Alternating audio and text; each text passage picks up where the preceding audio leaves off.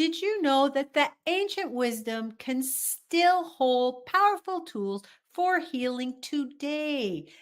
In this clip, we are joined by Sandari Dasi, an Ayurveda wellness consultant, yoga practitioner, and published author, to explain how Ayurveda, which is rooted in ancient traditions of India, can help us to bring balance to our health and our well being. Hi, I'm Debbie Sadie, and welcome back to day 67 of our Proven Cancer Strategies Revealed 90 Days to Cancer Resilience series. In today's highlight, Sundari introduces us to the foundational principles of Ayurveda, how nature's intelligence can support our healing, and how understanding your unique body type can transform your approach to health. Now, let's dive in and learn from Sandari's deep knowledge of Ayurveda. I am here today with Sandari Dasi. Sandari is an Ayurveda wellness consultant, an Ashtanga yoga practitioner, and a certified yoga instructor. She has published two holistic cookbooks. One is Food for the Soul, and the other is Detox Delights for Diabetes and Weight Loss.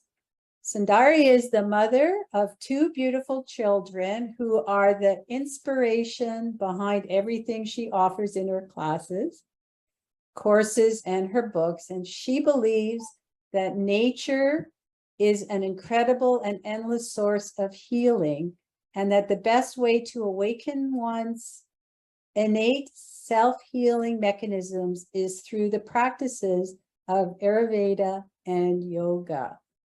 Sandari, maybe you could start by giving a bit of an explanation about Ayurveda practices. Sure. So Ayurveda is a beautiful holistic science, and the roots are back in the ancient wisdom of India.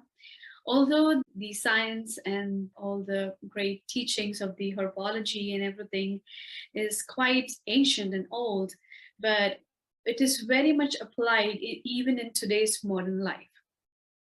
In other words, just to simplify and not complicate with the terms, I would simply define it as nature's intelligence. So all we are living in nature, and we are constantly pampered by the beautiful sunshine, the clouds, the green, the greenery, the earth. And there is a whole beautiful system. There is like seasons and cycle, and it has its own work mechanism. So that is where the root of Ayurveda is in. It's nature's intelligence and how it applies to us. And why does it apply to us? It sees even us, the human beings, animals, plants, everything as part of nature. And you have a lot to exchange. You have a lot to exchange with the seasons, with the condition of the weather and the conditions of your body. So you're constantly exchanging the different kinds of energies. And to name them, the roots of Ayurveda lies in the five major principal elements, which is ether, air, fire, water, and earth. And then they further combine and become, these are called as Panchamahabhutas, the five elements. Bhutas means the elements. And they further divide and constitute the three doshas, or the three different features of which constitutes the human body. Now, to just give a little basic understanding of what and how does it apply to me before I break down, like you would see, some people would naturally be on having a little weight in their body. They're just naturally having, just like me, I've always been a little bit on a plumpier side. And then there are some people, no matter how much they eat, they would be lean and tall. And there are people who would be having a moderate amount of personality, not too fat, not too thin, but somewhere just in between there.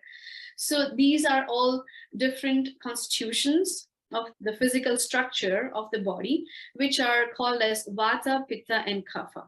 So these are the three terms which are getting very famous. And even the modern world is getting very interested in knowing that how does this science apply to me, and what does these terms mean, and how could I utilize in my journey of healing. So basically, to break it down, it's like ether and air combined together will form the Vata Prakriti, or the Vata body type. Fire and water combined together will form the Pitta Prakriti, or the Pitta body constitution. Earth and water would combine together and will form the Kapha Prakriti. And now all these elements have their qualities in terms of your physical appearance, your mental, your intellectual, and your emotional also. So, how you digest not just food, and how you transform your emotions, your intellectual energies, your creative intelligence, your food, how do you process that into the energies? Are they utilized in a positive way towards having the good health, or in a negative way where they are creating imbalances? To Mhm. now break it down into a much more simpler aspect in terms of Ayurveda, Ayurveda believes that in a balanced state, one is healthy, which means health is your natural symptom. You're healthy is your natural state. Your natural state of being is that you are healthy. So when you are not healthy, or you are experiencing health challenges, which means within your physiology, the Vata, Pitta, and Kapha, they are constantly working in equilibrium to bring balance in your body.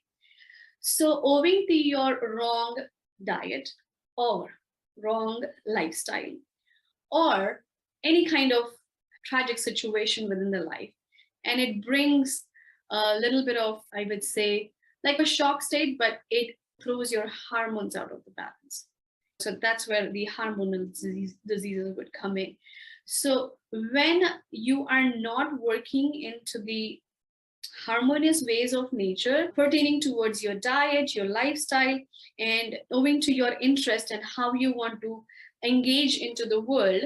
And when you do things which are not suitable for your mind and body, because Ayurveda is a very sophisticated form of medicine which like treats every individual as a unique being, like you and me.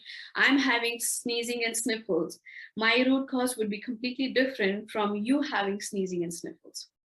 So it goes way back into your imbalances are rooted into your body type, and my imbalances are rooted into my body type. Mhm.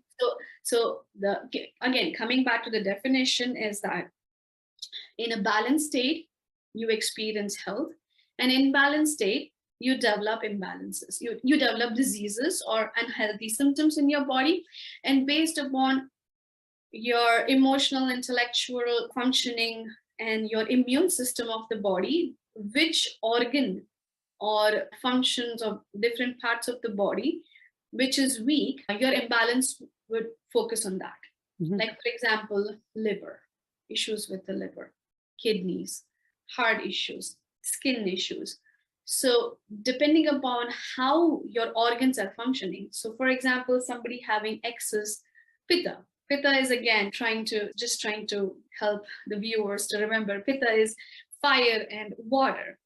So, when there is excess bile within the system, and it leaches up towards your gallbladder, and then you experience that heartburn, all those kinds of, and then you continue maintaining those symptoms for a long time, and they turn into ulcer, and then they turn into psoriasis, they turn into, because like how the fire spreads, you put a fire, as the fire, if you sit on a bonfire anytime, so as the fire increases through the size and the intensity, so does the room will, or the area will begin to feel warmer and warmer.